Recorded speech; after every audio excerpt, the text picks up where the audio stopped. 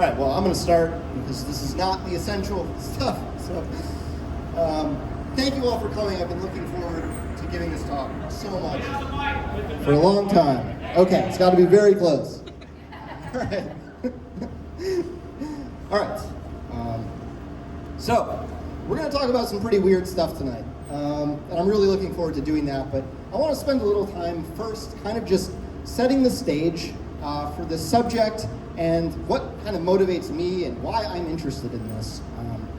Now, in my mind, before being a psychedelic researcher, I'm an embodiment researcher, which means I'm interested sort of in the forces that influence our mind-body connection, the forces that shape that. And this here is the reason why.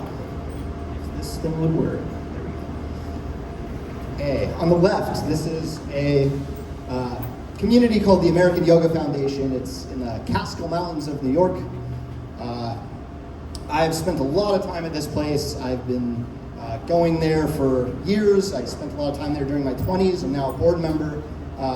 And it's sort of a small educational center and nonprofit that teaches mindfulness and Buddhist philosophy and a practice of yoga I learned that's sort of oriented towards releasing chronic tension from the body. Now there I am on the right over here. I got a little laser pointer. Doing a standing exercise, and that's my mentor Gus over here, characteristically teaching yoga in his jeans as he would. He passed away a few years ago, but anyway, I picked up some ideas in this community that are relevant for tonight, namely that bodies hold tension from accumulated experiences. So our traumas, our cultural conditioning, yes, these forces shape our beliefs and our attitudes, but they also shape how we carry ourselves. Now, I also learned that there are practices and exercises we can do to sort of unravel this tension. So they would teach sort of posture work and breath work, these sorts of things as strategies to kind of loosen that stuff up. And sometimes it would come off in dramatic ways, shaking or crying or vocalizing, like it was lots of fun, sort of cathartic stuff. Now, as a sort of psychologist in training, who's been sort of on this path for a long time, I don't really adopt these ideas uncritically, but I can't deny that they've benefited me directly, and they influence why I care about this topic and how I think about it. But in my formal education as a psychologist, this kind of dialogue about how our experiences shape our bodily experience, not just our minds and our beliefs, has been pretty much absent. There's one glowing exception to this, and she's sitting right here, Dr. Becca Ram, who's my closest supervisor, who's very supportive of this interest. But Becca's a bit of a unicorn in the psychology field. There are not very many people that think about this deeply. Now, we learn about cognition, we learn about emotion, we learn about behavior. Keep the mic close. Okay, there we go. That's a lot louder. Okay. All right. We have cognitive models, we have diagnostic criteria, we have neural circuits, but seemingly what's missing here is an emphasis on subjective bodily experience. How does it actually feel to be in your body? Are you able to access sensations from all over your body? Are there places that feel hard to access, that you sort of are numb or carry tension or dissociated or pain? Now, a simple Google search kind of highlights my point here, which is when you Google psychology, you pretty much get images of the neck up, right? The head, the brain. That's kind of how we've defined the boundaries of our field. And it's basically an expression of our sort of dualism in the West, right? And it's very much present in our field. Now, there are body-based interventions. We do have yoga and massage and tai chi and stuff like that, but they're kind of relegated to this complementary and alternative category. We don't give them a lot of research funding. We think of them as kind of secondary to our treatments. However, there has been a tradition of body-based or somatic psychotherapy since the days of Freud. So, can anyone tell me who this guy on the left is? Am I standing in the way? Nobody? This is Wilhelm Reich. Now, Mr. Reich was an Austrian psychoanalyst, an early student of Freud, and one of the first in this whole tradition to think deeply about how the body can be a tool in psychotherapy and how a bodily experience shapes our personality and its dysfunctions, neuroses, psychopathology, whatever you want to call it. Now, Reich worked directly with people's bodies, okay? He developed a system called character analysis, which is kind of based on looking at chronic patterns of muscular tension, like I described, which he called character armor, okay? But for a laundry list of reasons, Reich was a bit of a man with a complex legacy, and he got himself exiled from the psychoanalysis community formally, actually. And with that, his ideas about the body in psychotherapy basically went on a completely separate path. Psychoanalysis was moving more towards insight, and he was kind of trying to stay with bodily experiences and emotions. Now, it didn't help that his ideas kind of got more fringe later on. He started building like weather control devices and energy accumulators he thought could cure cancer, and the FDA persecuted him, and he eventually died in prison. It's a crazy story. And I encourage you to look into it if that sounds like a wild ride, because it is. Now, more recently, we have this book, The Body Keeps the Score. Quick check, who has heard of this before? Okay, like almost everybody in this room has heard of this book. Okay. It has made a massive cultural impact. And the basic, sort of the core argument that Van der Kolk is making in this book is that our approach to treating trauma is sort of incomplete because we treat it like it's a cognitive or mental phenomenon, and we don't really pay attention to the fact that it affects the whole nervous system, right? Our bodies, our nervous system organizes around our traumatic experiences.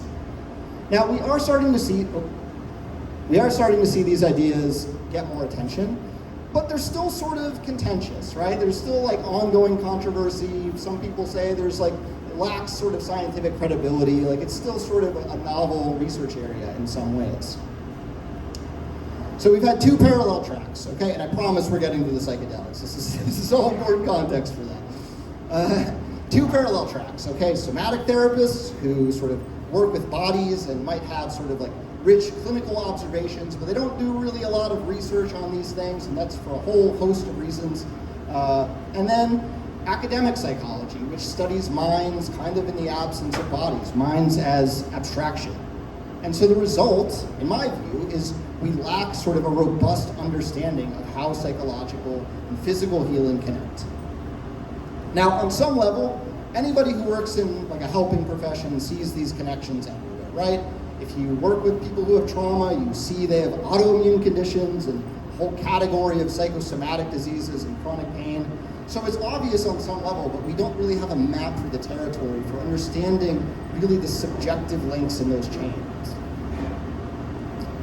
So here's what it ends up looking like in practice, okay? People with these conditions, including my own patients, go and see specialists for all their different problems, a rheumatologist for the pain, a gastroenterologist for the gut issues, a psychiatrist for the depression, and somehow something just ends up slipping through the cracks, right? It's like the parable of the blind men and the elephant. It's like there's a core here that we're just missing, that we fumble over and over and over again with these people. And the result is devastating. I think people go like their whole lives not finding the help that they need, and these are the people that end up seeking out psychedelics or going to ayahuasca retreats in South America because we're not able to help them. Now, of course, I think psychedelics are really cool and weird, and we're going to talk about them for the rest of the night. But I'm more interested in how can they help us solve this problem? What can they teach us about healing and embodiment?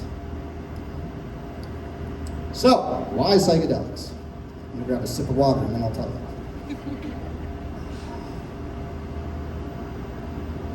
What do they have to do with this subject?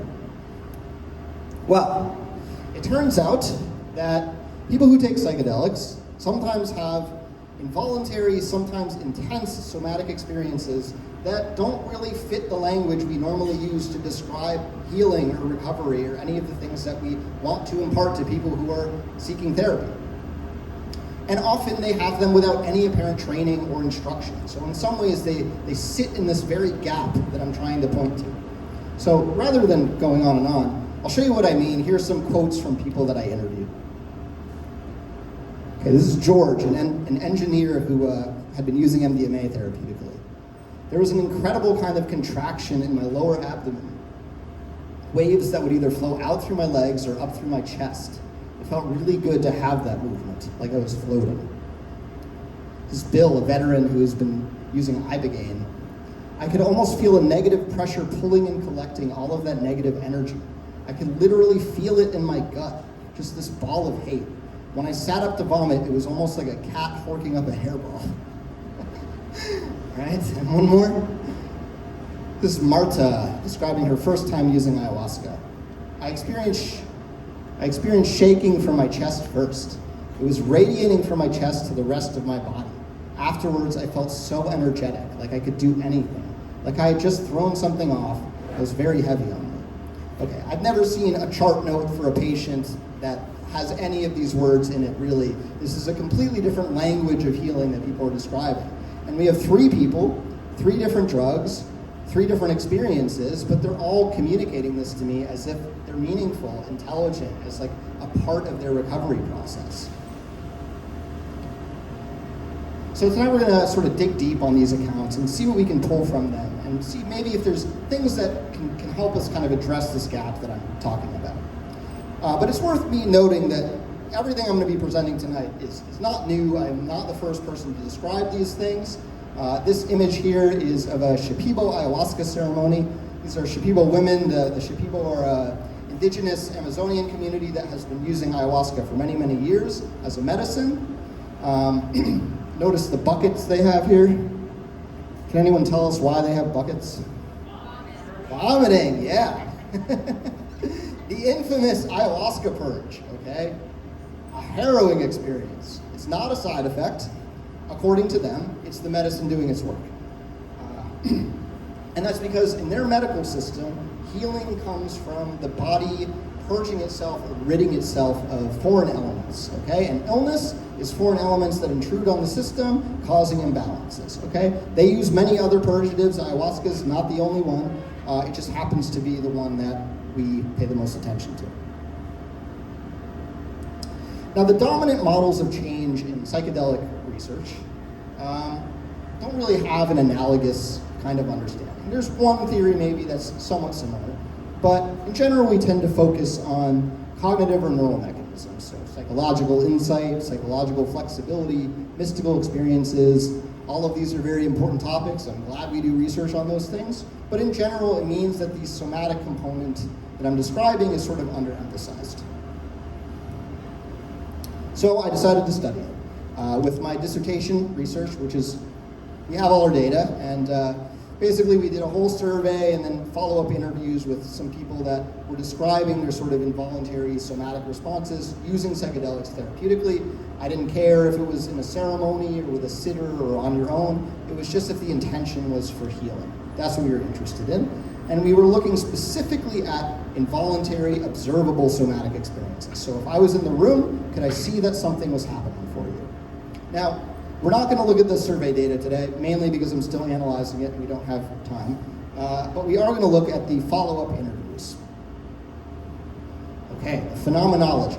Basically just what happened for you during your session. Just walk me through it.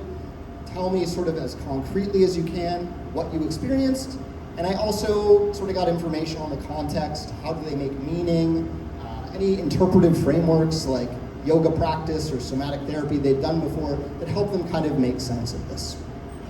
So, without further ado, I'm going to show us, we're going to go through 3 different accounts that kind of highlight a different aspect of what I found. This is our first one. Well, actually, sorry, a few disclaimers first. Lots of prep work here. Hey, I'll just breeze through these. It's not representative, okay? Many people had somatic experiences and were like, yeah, I didn't really think much of it. I was just shaking because it was intense and I took 5 grams of mushrooms. Okay, so it's not representative. We're looking sort of at the richest accounts here. Second, a lot of this is gonna sound very woo-woo, okay? It's very hard for me to talk about this stuff without sounding like a quack because that's just what the data is, okay? So I encourage you all, especially the skeptics among us, to approach this with a kind of open-minded empiricism, okay? Curious, but also not taking everything here for granted. There's not a lot that's certain. And finally, psychedelic research participants are like a notoriously positively biased bunch. They want to get the drugs legalized, they had great experiences, and they want to share them with the world, and I totally appreciate that, but it often leads to a certain level of bias and kind of agenda in how they report these things. So take it all with a grain of salt, because I don't subscribe to the view that psychedelics necessarily reveal fundamental truths, okay? I think there's always some element of subjectivity that creeps in, and insight is kind of a fickle thing. You need to kind of sit with it for a little while to see if it's real or not. So just factor all that in as we're going through this. Okay, I'll introduce you now to Aaron, our first account. Aaron was a young artist who I interviewed and who told me a very interesting story of an experience he had with an obscure LSD-like substance called ALLAD. If you haven't heard of it, that's because I have no idea how he got it. It's very obscure. Okay, this is what Aaron told me. I was becoming really aware of my spine and my body posture and how I was holding it. My pelvis, the whole spinal column, my head, and I was laying in the bed and my body just started to rotate and kind of gyrate on its own. It ended up getting out of bed and was just dancing around like I was a puppet with strings. And it was doing these movements that I've never done before. It was almost an unraveling or an unlocking kind of feeling. Like if my body was a Rubik's Cube and somebody was solving it. I felt very tribal and primal, like something you'd see an indigenous person doing. Okay, I'm gonna let that sit for a minute.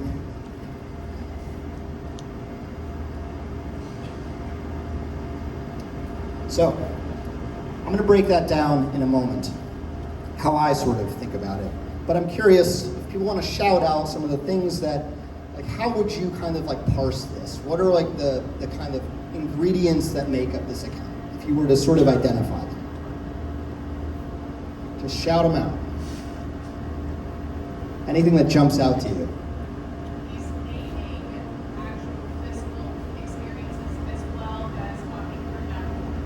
He's naming actual physical experiences as well as talking through metaphor. Amazing point, and that's going to come up again later. What else?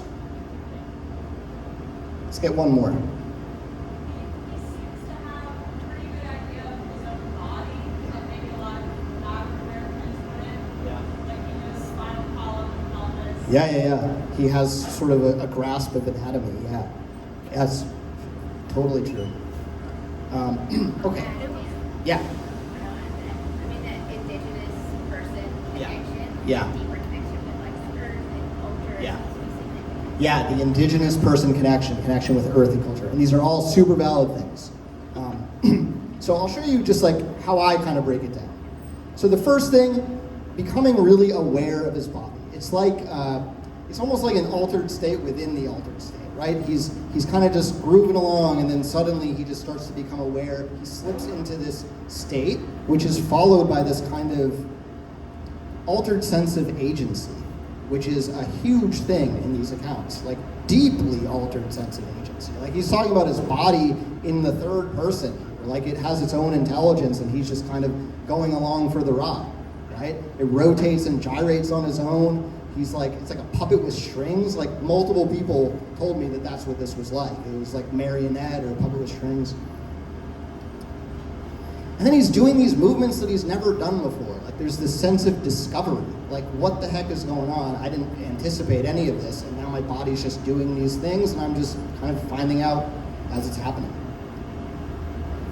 The unraveling or unlocking kind of feeling. So I ended up calling this kind of like a release-like sort of experience. So it's as if something is sort of constricted, and then it's sort of starting to come loose through the dancing, and maybe even finding like a new configuration, like the Rubik's Cube, right? It's like things are kind of being realigned on some level. And then yeah, Dr. Ramp called out the very tribal and primal, like something you'd see an indigenous person doing. It's almost like primordial in a way. Like it feels to me like it's like transcends his culture of origin on some level.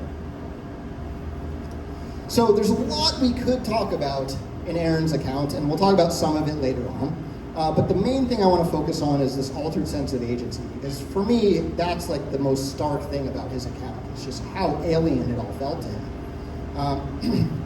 So again, major hallmark of these experiences, but I found that like this was kind of more of a dynamic spectrum. So for Aaron, maybe you might call it sort of more on the fully involuntary side. He didn't really describe any kind of negotiation process. He's just kind of like, okay, I guess this is happening, right? For others, it was kind of more like semi-voluntary, and this is maybe more common, is like sort of like receiving urges. I had even one guy like telling me that he was like, it was like he was getting like instructions on how to stand and how to move and like these postures to take, and he was kind of doing them during his session. And then finally participatory, which is sometimes more like experienced people would have like some sensation of energy or a current come up, and they would engage with it sort of actively, like call on like, you know, a qigong practice or a breathwork practice or something like that to sort of work with what was arising. And it's very important to mention, and remember this because we're going to return to it, that this is not unique to psychedelics, okay? Flow states, athletes, improvising musicians describe sort of sometimes feeling like they're being controlled, like the Grateful Dead, the music played the band, like that sort of thing. It's altered sense of agency in that flow state. Psychosis, common in psychosis that people feel like there are things that are happening that are not in their control. Hypnosis, speaking in tongues, right? So in my estimation, this is kind of it's somewhat of a feature of non-ordinary states of consciousness. It's just that it's remarkably easy to access with psychedelics, and interesting because these people aren't really looking for this experience, they're just having it anyway. So it does lead to the question, if I'm not controlling my body, then what is? And people's attributions varied for that. Commonly in the psychedelic underground, you hear the medicine, right? The spirit of the medicine was sort of working through me, the mushroom was working through me. Universal energy, so some kind of sense of energy or spiritual or cosmic energy that's bigger than me, that was animating me through these movements.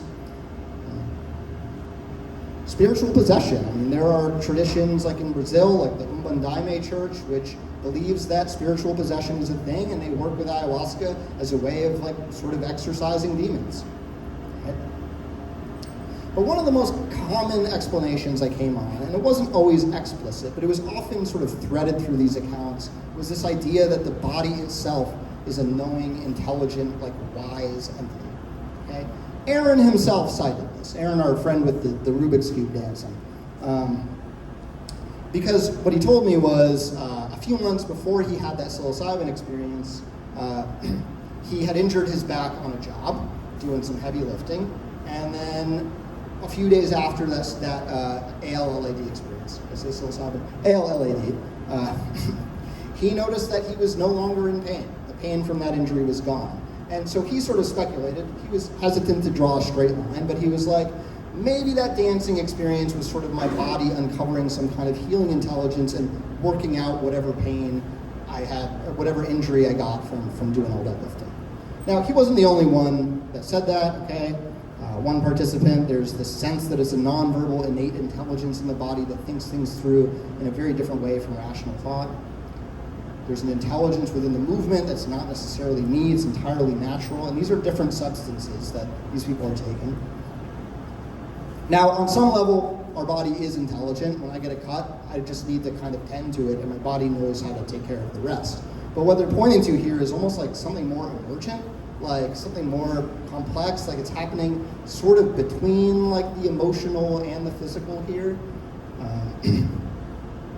Over and over again, people describing the sense that something is kind of natural, even if they don't have conscious awareness of what's happening, it just feels right. Right? So what's happening? Why do they feel right? Why do they feel natural? Like, is there such a thing as like an innate somatic intelligence that we haven't really mapped? Is this just like a cultural artifact of the psychedelic underground? Like, what's really going on? All right, we're going to get into our next account here. This is Tim. He's an older gentleman I interviewed who did a group ceremony where they did a whole big stack of drugs here. Don't ask me why. I don't really know what they're doing where he's from. 3-MMC, which is a cathinone, 4-ACO-DMT, which is like psilocybin, it's a tryptamine, and MDMA, which is ecstasy. So anyway, this is what Tim told me about his experience on this cocktail of drugs. I was shaking pretty violently. Then I went into a kind of protracted period, kind of a struggle. One of my sitters came in and encouraged me. She said I didn't have to hold it in. whatever dam was holding back these feelings released, and I just ended up shouting. There was this pent-up, unexpressed frustration and anger that came out. It felt very natural, like there was an open pipe from the bottom of my abdomen, up through my chest, through my throat. It was just a clear pipe with lots of volume and resonance. That felt like it was complete at that point. Okay. Kind of a volcanic eruption there for Tim. All right, so again, before I kind of break it down, I'm curious, what do you guys notice, in particular, any similarities or differences from Aaron that you can remember? Hands.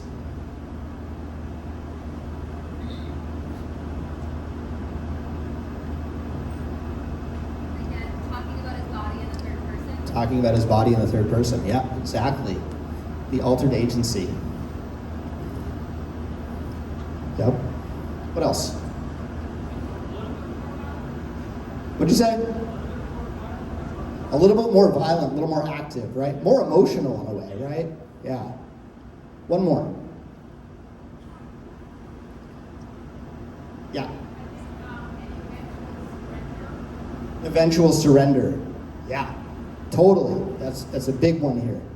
All right, so the shaking, right? This was probably the most common thing that people reported. Interpretations varied. It would occur during different parts of people's trips. I would say pretty common during the come up, right? Like maybe during the come up, it's just, yeah, I took a lot of mushrooms and it's scary and my body's shaking because it's so activated. We know that psychedelics activate the sympathetic nervous system, this kind of fight or flight system in our bodies. So maybe the shaking is that. For some people, it was more sort of like a release of trauma is kind of how they understood it. I didn't have to hold it in, right? So we often find in these accounts that there's like a kind of critical moment where there is a moment of surrender, like you mentioned back there. And it seems to come, I've heard it described as sort of like a participatory surrender. It's like there's a moment when someone lets go. And so we see that here with Tim, and it comes with this kind of permission. Something's building, there's a struggle, he's having a hard time sort of identifying what's coming up for him. And then finally there's a critical moment where she sees what's happening, she says, you don't have to hold it in. And then, whatever dam was holding back these feelings released. Now to me that implies there's like an ongoing sort of inhibition. Something's kind of holding back this anger, and then there's a moment where it breaks through, right? As soon as he gets this permission, the dam can let go. It's like a hydraulic kind of energy, right? It's like something's like springs sort of just suddenly, whoo, okay, there we go. And again, you mentioned sort of more violent, the sort of unexpressed frustration and anger. For some people it's more emotional, for some it's just, you know, physiological almost. Natural, right? Same sort of language we were looking at earlier. And then this open pipe. So there's almost like this precise like mapping of the route that this expression is taking. Kind of unusual. And then this sense of sort of completion or resolution.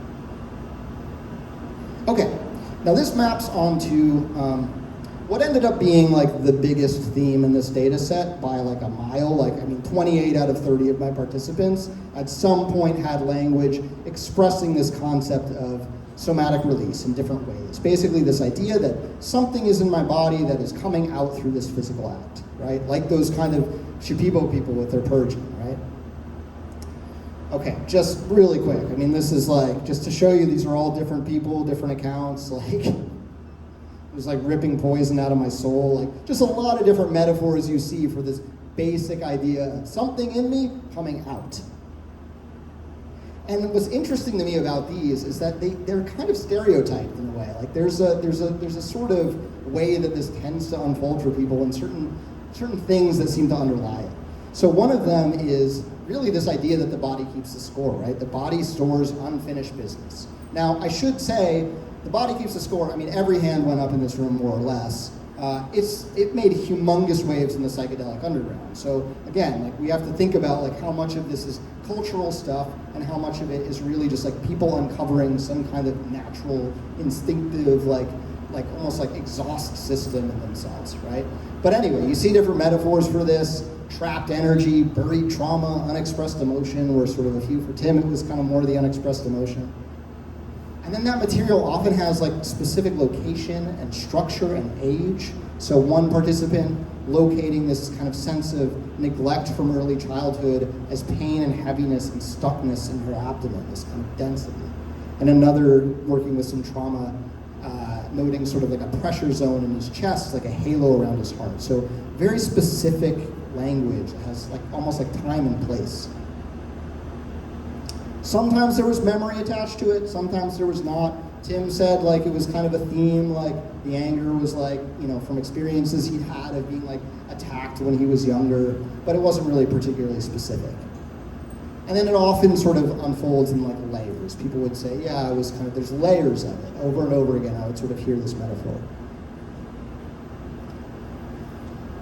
It would sort of happen in 3 phases. And I do owe credit to one of my participants who, she told me that she thinks it happens in 3 phases, and then I interviewed some more people, and I was like, that's a pretty good model for it, actually. So anyway, building, expressing, completing, right? So this feeling of inevitability building up, I'm just allowing it to come out. Again, that sort of participatory surrender.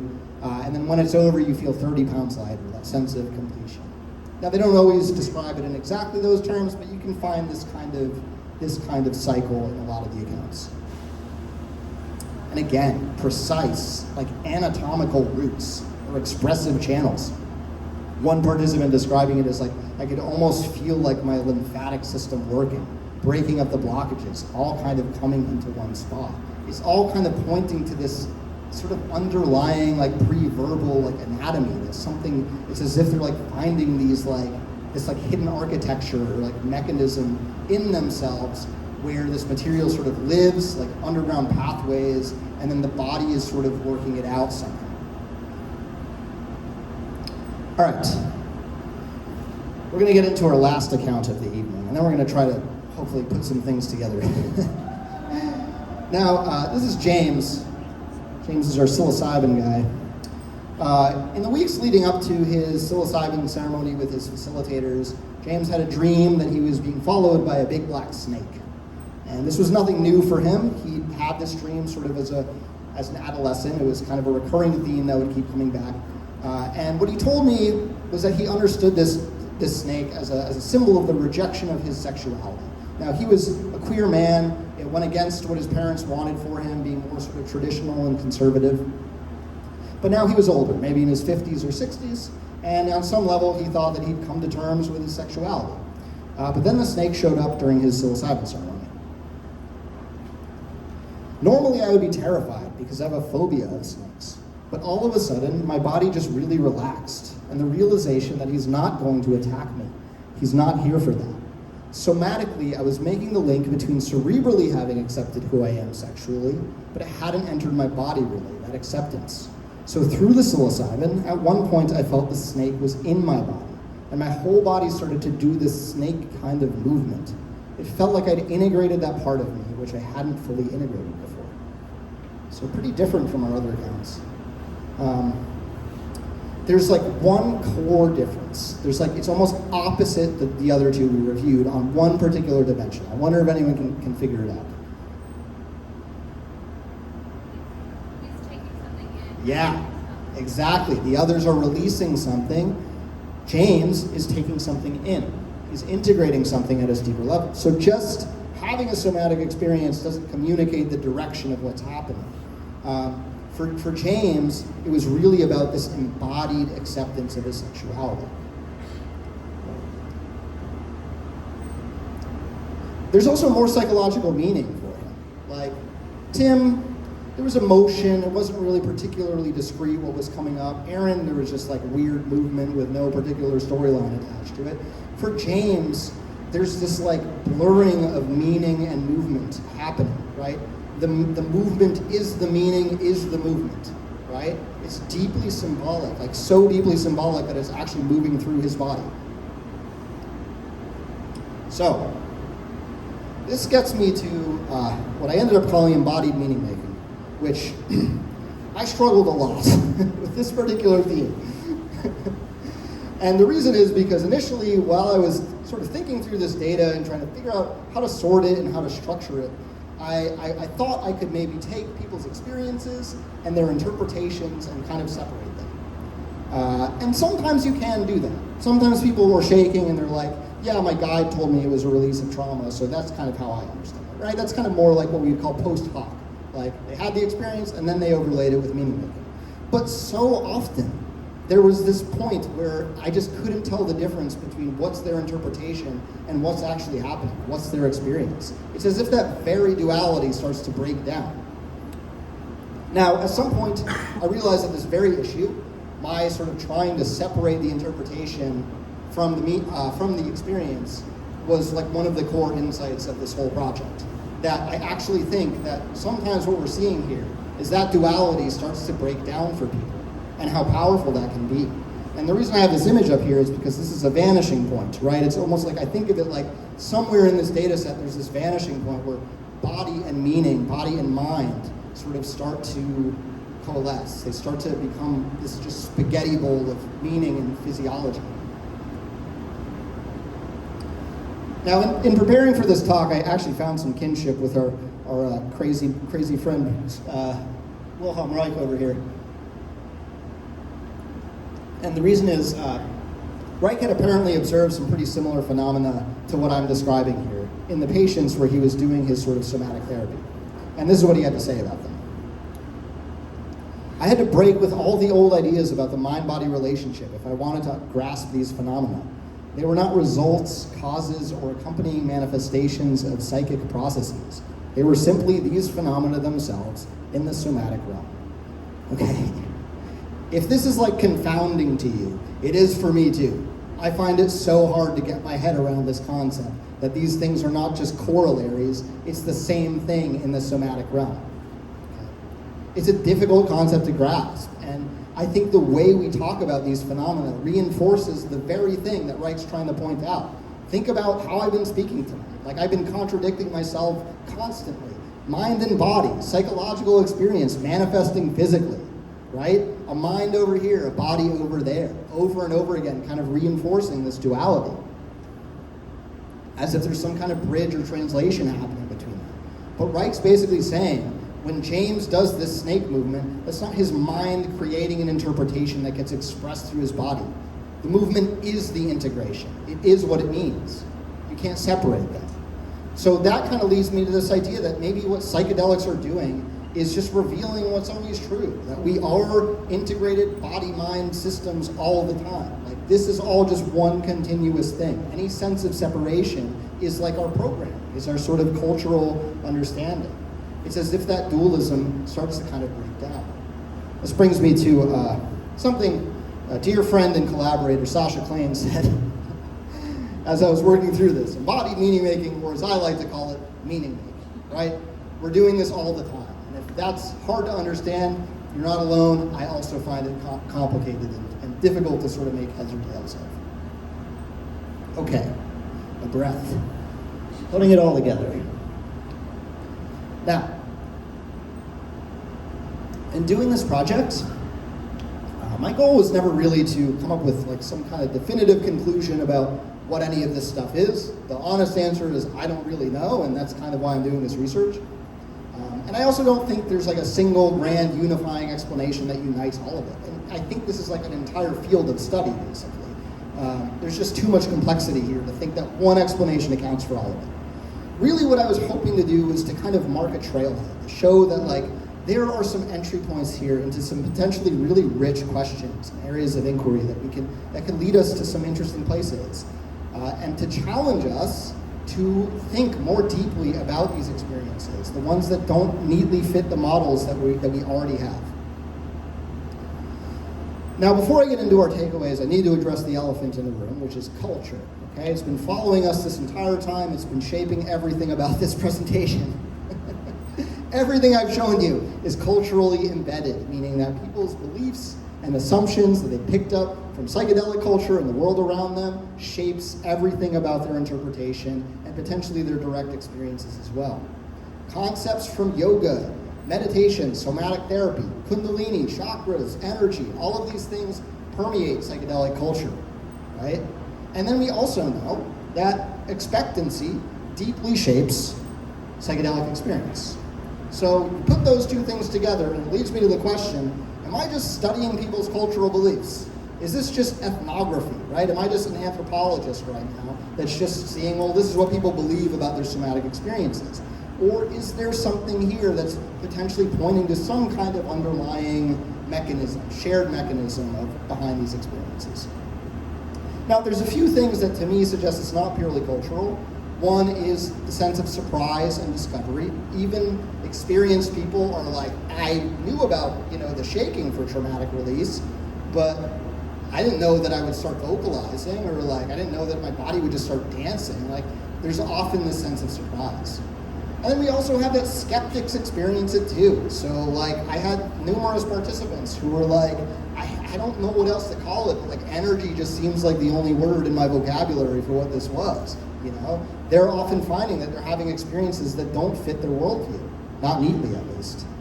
And then lastly, this kind of precision kept coming up, like people describing like almost like an anatomy of these experiences, which to me it seems like it would be hard to imagine that it's just people's cultural assumptions that are creating all of this architecture in them, right? So the bottom line to me is that what's happening here, I think, sits somewhere between biology and culture. There's some kind of conversation happening between these kind of poles and the people that are having these experiences.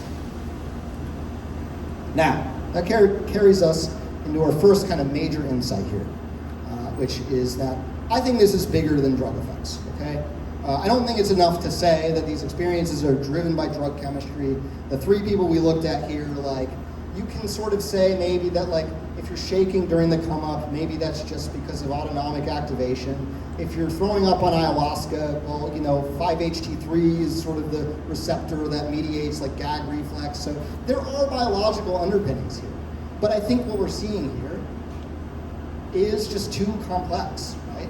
Now, it's not always bigger than drug effects. Like I mentioned, sometimes it's just shaking because of the intensity, sometimes throwing up just because of what the drug does to your system, potentially. But this level of meaning, this level of almost like intelligence and complexity, to me, kind of challenges that belief. We also see that similar phenomena carry across diverse experiences. So people are using similar language to describe their experiences on widely divergent drugs, MDMA, ayahuasca, LSD, 5-MeO-DMT. Like, the language kind of keeps showing up in the same basic way. So it suggests, to me, some sort of level of independence from the drug itself. But most compelling of all, you can get there without the drugs, okay? This is like one of my favorite papers. It's on energy-like somatic experiences among Western meditators from a group over at Brown University, okay? I was sharing my physical body and my life force with energy that I felt very clearly didn't belong to me or emanate from me. Stuff from the past, just purifying energy from the past unlocking itself. That's kind of tight and clenched and held in the body, and it just kind of unlocks itself and flows. Waves of energy in the body, through my legs, my back, my shoulders, out my arms. For my money, this is basically the same set of phenomena. I think there are differences. You're not probably going to be vomiting during a meditation retreat, but you might vomit during an ayahuasca retreat. So there are important differences related to the drugs, but I think the family of phenomena here is basically the same. And our friend Reich as well, noting very similar things in his patients. The more intense the jerking became, the more intense also became the sensations of currents, the more the wave-like serpentine movements of the body spread. Now, at the end of the day, we all have like the same nervous system pretty much. Like, it's 99.9% similar, and then there's important differences in that last like 0.1%. But I do wonder, like, this is a common denominator across all of these experiences. Like, is there something potentially universal here about how we heal or how we recover at this more embodied level, and what we are at that more embodied level?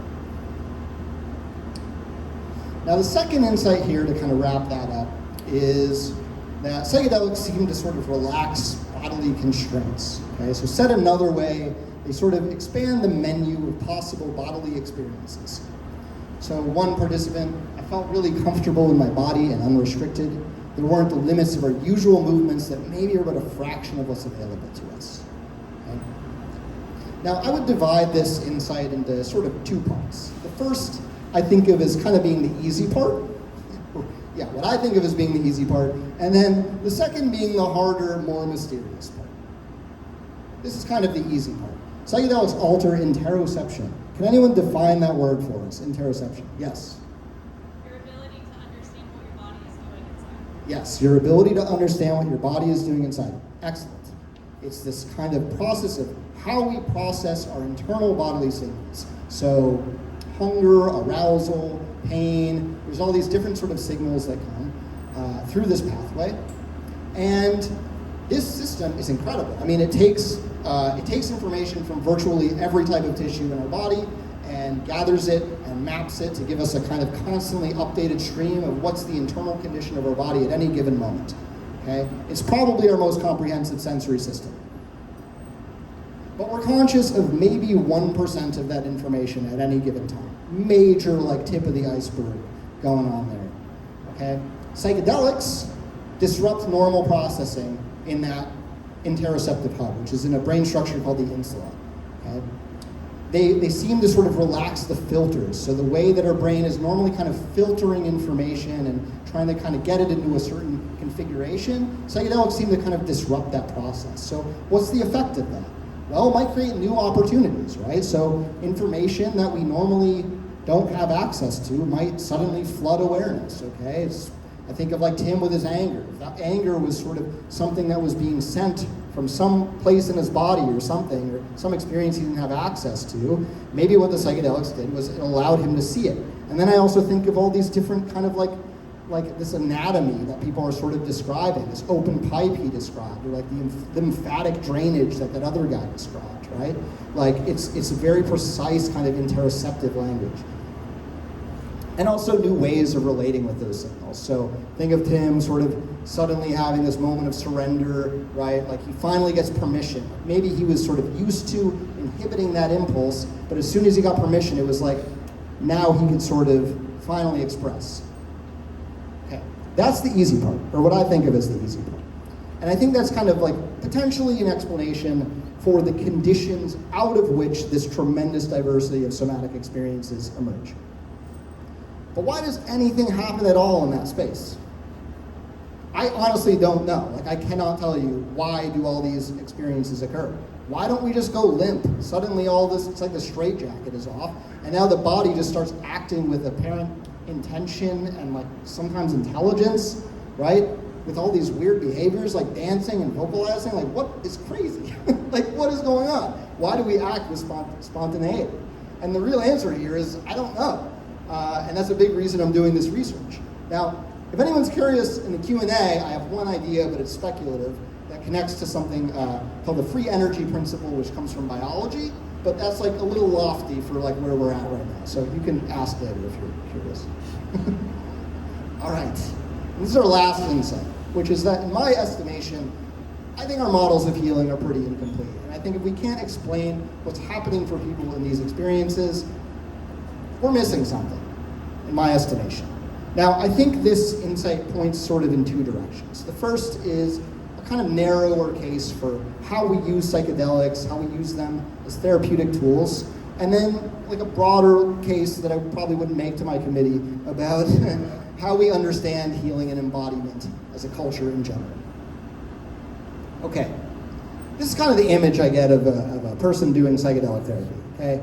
They're laying perfectly still, they have their eye shades on, having kind of an inner journey. And that's great, and we've been doing that since like the early days of psychedelics, like since the 50s. It's kind of been the model. It's in some ways kind of borrowed from psychoanalysis. Like I could easily see someone standing behind that couch, like doing, a sort of classic psychoanalyst. And this is valid, it works for a lot of people. It's how we practice in my lab. Like a lot of people make genuine big recoveries doing it this way. And not everybody places value or has like somatic expressions. But I also feel like this doesn't create a lot of space for them, right? So are we selling ourselves short? Like think of Tim, for example, with like, could he like yell like really loudly and angrily? Like would someone have come up to him and say, you don't have to hold it in anymore in this setting? Do we teach therapists to do that? I'm not sure, right? And if not, like what would have happened if Tim kind of got the message or didn't get the message that he could express that? Would that have just been like re-traumatizing for him, that he would have just been stuck at this border in himself the whole time? Right? So in general, I think we need to think like, it's not just insight that heals, right? It's often enactment, James needs to sort of enact the integration of his sexuality through his body. It has to sink in at this more physical level. So how do we support that? And then the last point I'll make here is around sort of mapping the territory, okay? The embodiment researcher in me wants to know, what can these experiences teach us about healing and embodiment more broadly? Can they help us sort of map a territory that we haven't really fully confronted as a field, as a science in psychology? Now I have these images up here. These are the chakra system on the left, a sort of old depiction of this, and then the meridians from traditional Chinese medicine. And these are sort of different ideas of like lines and of energy and sort of energy centers in the body that these different traditions developed. And the chakra system, it's very much associated with like woo-woo and pseudoscience and all those kinds of things. But I also think it's very interesting because what it does is it maps meaning and location in one place, okay? Meaning and location. I think about one of those participants who I kind of briefly quoted, who located this neglect from early childhood in her abdomen, or that one guy who's like this ball of hate in his gut, right? There's meaning and location here. We don't really have that in our field. We don't have this kind of sense of the body-mind sort of system as like one integrated unit.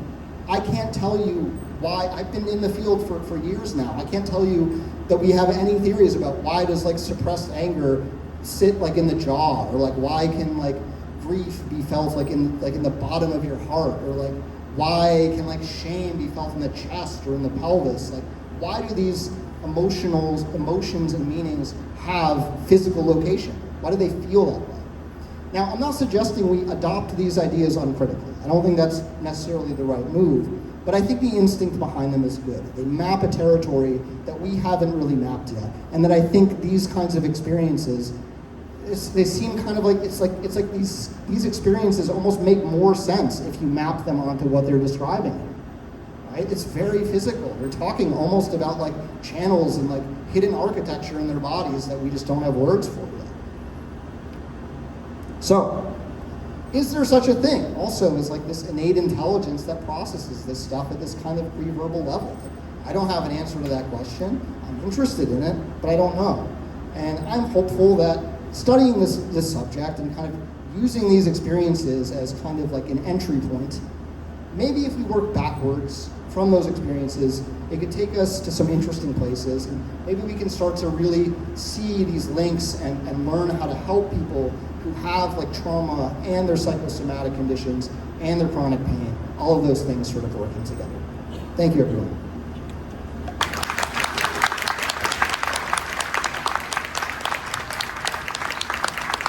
Dan Grossman, everyone.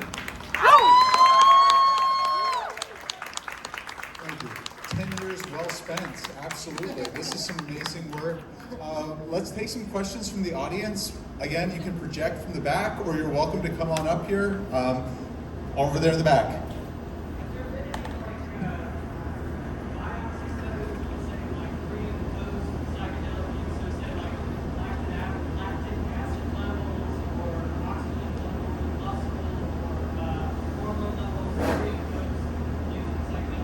Probably some. I'm very interested in that as well, but I don't know a ton of research being done in that area. I'd be particularly curious if any of these like somatic experiences have any kind of connection with that stuff as well. Yes.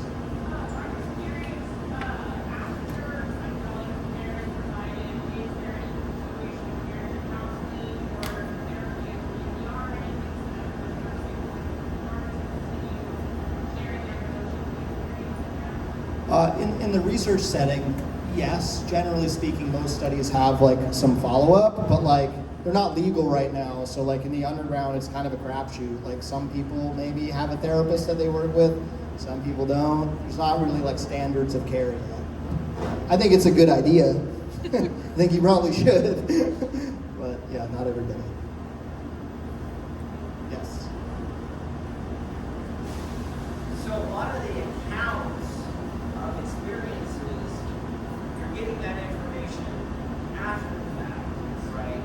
So what are your thoughts about like how a person's thought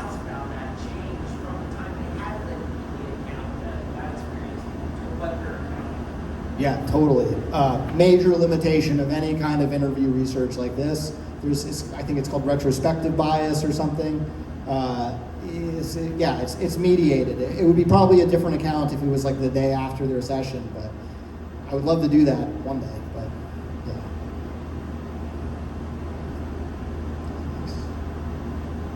I think it was Tim, for the anger and Yeah. frustration. Shot out. Yep. Mm-hmm. Is that right? Yes, correct. Did it stay gone? Did it come back a week later? That's a good question. I'm not sure. I can't remember in that specific case if I asked about it. He did mention that there was like almost like another layer of it that came up later during the session. But like that particular experience, I think, yeah, I'm not sure how long it followed up for. I wish I had the answer to that. Makes me want to go back and check. Yeah. Yeah. Yeah. Yeah. At times, yes. I think there's also like a lot of like maintenance. Like for example, I had one participant who was using psilocybin to self-treat rheumatoid arthritis, and she would find that like there would be like sort of like a period afterwards where things were like a lot better. Like she had a lot of like somatic stuff, like noticing her legs sort of jerking off tension or something, and then like a lot of her fears around movement would be gone for a little bit afterwards, but then she would sort of come back, like some of that tension would kind of creep back in. So to me it kind of speaks to just like the limitation of just like one model as being like the be all end all of like healing your somatic stuff. Like I'm a big advocate for also having your own kind of day-to-day practice and just like mindfulness of how you're using your body. So yeah, I think that's a real, it's like if you empty the vacuum or something, like it's still gonna suck stuff back in, you know? Like if you haven't addressed the structure, it might still sort of draw back into that same old configuration, if that makes sense. Hey, Walt. So a couple of questions that I have for you. How soon are you talking to people after they've had these Yeah. experiences? Because it sounded like the first person, they've already had an interpretive framework of Yeah. what happened to them. Yeah. And I'm wondering how many people may have had somatic experiences that didn't lead to a lasting change. Yeah. And if there's something maybe, so I ate too many cannabis edibles one night and was shaking and it was just horrible and awful. Yeah. Is there something about like the 5-HT2 inhibitors that are different from other kind of somatic experiences that might lead people to have these interpretations? So hold on, so first question, which one was the first question? How long like, are people having these Oh, yes. Yeah. So my sort of criteria was they had to have had at least one therapeutic psychedelic session within the last year. So that was, but I interviewed them more generally just about we started there, but we would talk about sort of other ones. Then you sort of asked a question about the durability of the effects. One big problem I ran into when I was asking people about this is that you can't really pick this element out by itself. Like there's a lot of other things that are happening during their psychedelic session. So if I'm gonna ask them specifically about one particular thing that came up during their session, and they're like, yeah, I felt great for a few weeks. I'm like, okay, but like, did the somatic thing do anything specifically? It's very hard to sort of isolate that variable because it's connected to so many other things, right? There's other things that happen during these sessions. And then the last question was around, is there something unique about the psychedelic and the serotonin effects that cause like a different sort of like emotional quality or like a different?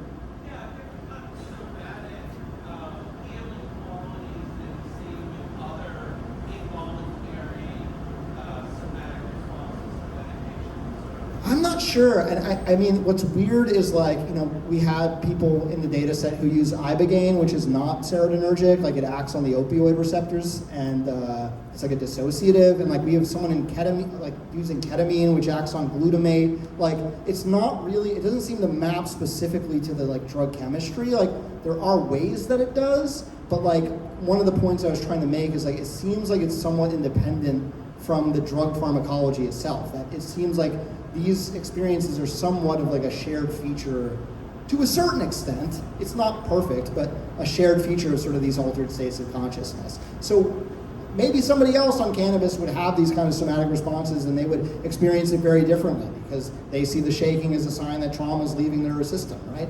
It could very well be that like what I believe about this shapes how I experience it and the benefit that I get out of it. Completely valid interpretation.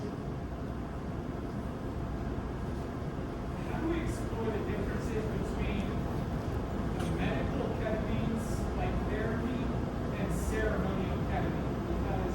Because my personal experience between the two is they're not comparable. And what is accomplished in a medical setting is not nearly as groundbreaking as what is the ceremonial ketamine ceremony. And so, where does the legality of actually helping people fall in? And how do we get there? I like almost did my dissertation on this topic. Before I ended up doing it on this, like it was going to be about this very issue of like ketamine and how it sort of like sits in this weird liminal space between like psychedelics and medicine, and like you ask a psychiatrist how it works and they'll tell you stuff about blocking glutamate and depression, but you ask a psychedelic therapist how it works, and they'll be like, well, people go into this kind of like hypnotic, like sort of mindfulness kind of state where they're able to see things with greater clarity and distance. Like it's just completely different understandings for how to use this medicine. So as far as like legality, like you can legally do ketamine with a therapist like today. Like there are practicing ketamine assisted psychotherapists in Alabama, but like can you get insurance to pay for it?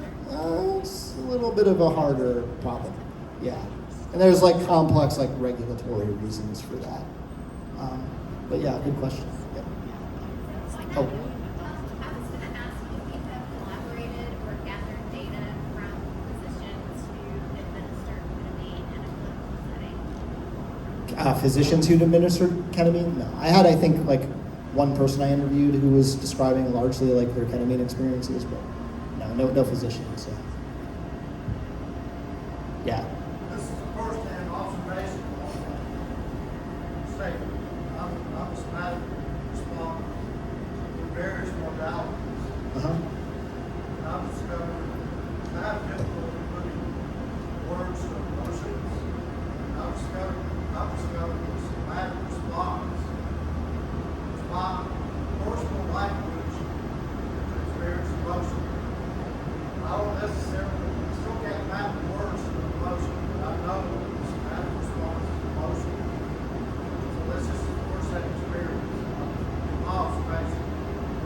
But I've noticed in ceremony, group settings, so many times I have to tell facilitators or other people what pay attention to happen, because other observers may try to straighten as observers, contrast to what you indicate, what Yeah. you're express. Yeah.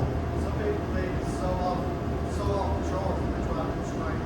Yeah. It's like I said, no, I need this. Yeah. Don't Yeah. let it go. Yeah, so you notice facilitators sort of trying to kind of throw a kind of damper on the intensity of your somatic experience and feeling like you need to kind of coach them on like, please don't do that, I'm fine, right? I had other people describing that. Like one of the first people I interviewed was like, yeah, like it would be like such a shame if somebody was like, damn, this guy needs to go to the hospital right now. Like, no, like it's just like, it's so hard. Like there's not like having an observable somatic response doesn't really tell you a lot about what's going on. Like it might be that someone's having a panic attack. It might also be that they're working through something in a big way, right? So it's a nuanced issue. Right? You're so right.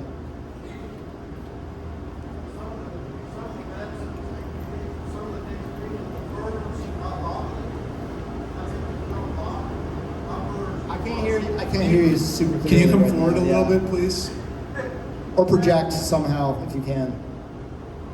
Just, we can't hear you. Can you come forward a little bit? So like the ayahuasca or even combo, which is not psychedelic, but a lot of people words about vomiting, those two modalities. I don't typically words like that, but I'll words my food. Yeah. A lot of people do. Yeah, it's different for different people. We always like leaving energy in the room, so if there's one last question, Dan is hanging around, and we'll have another drink with you. We'll have Tell me about your somatic experiences too, please. So yeah, let's do one more I won't question. publish them, but Let's do one more question, and then let's hang out. So, in front. That's what you're looking at with plasticity. Yeah. Like, is it lasting? How do we measure Yeah. it? Like, what's the vocabulary or like around. brain plasticity and change, or like that breakthrough that's like being described. But like, how does that manifest going forward for these people? Yeah, it's a great question, and again, like I tried to sort of get information on that, but it's very hard to sort of isolate the specific like somatic piece from, people are benefiting from these experiences, but the somatic piece is often just like one piece of many during the course of a session, right? Like the first person I described, he kind of slips into this experience of dancing as if it's like this like little like detour he kind of goes on, and it's often like that for people, or like a threshold. So it's kind of, and it's a good question, and like I hope to be able to actually answer it one day, but it's hard to isolate this in terms of just like general plasticity. Like I think there's like a real opportunity with this stuff, like that slide about like interoception, just like really quick. I promise you, like we'll leave room and energy there.